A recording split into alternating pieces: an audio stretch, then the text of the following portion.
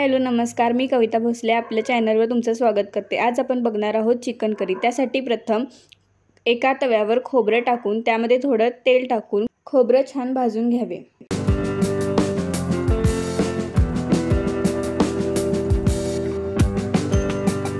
खोबरं भाजून झाल्यानंतर कांदा भाजून घ्यावा। कांदा भाजून झाल्यानंतर एक टोमॅटो भाजून घ्यावा।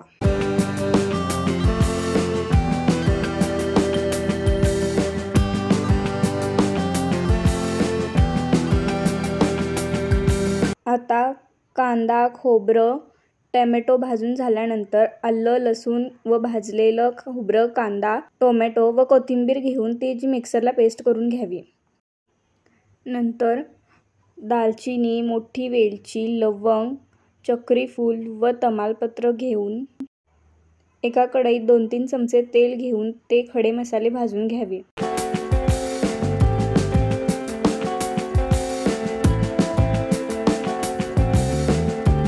खडे मसाले तेलात परतल्यानंतर एक मीडियम आकाराचा कांदा तेलात टाकून लाल होईपर्यंत परतवून घ्यावा।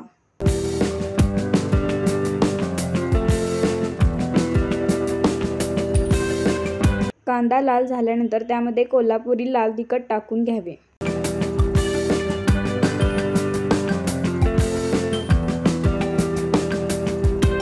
दहा 15 सेकंद लाल तिखट परतून झाल्यानंतर त्यामध्ये खोबऱ्याचे केलेले वाटण टाकून घ्यावे व ते छान मिक्स करून घ्यावे।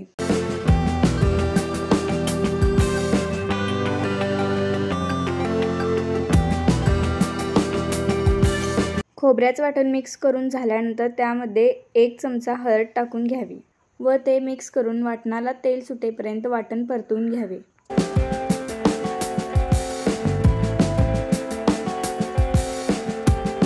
वाटणाला तेल सुटल्यानंतर त्यामध्ये चिकन टाकून ते परतवून घ्यावे।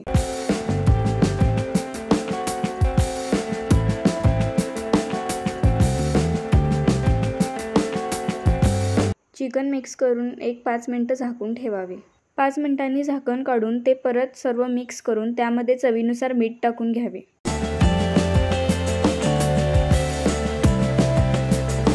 चवीनुसार मीठ टाकून छान परतवून घेतल्यानंतर त्यामध्ये आवश्यकतेनुसार गरम पाणी टाकून घ्यावे। पाणी टाकून मिक्स करून घ्यावे। पाणी टाकून झाल्यानंतर चिकन शिजण्यासाठी 20-25 मिनिटं झाकून ठेवावे। 20-25 मिनिटांनी झाकण काढून बघूया चिकन शिजले की नाही।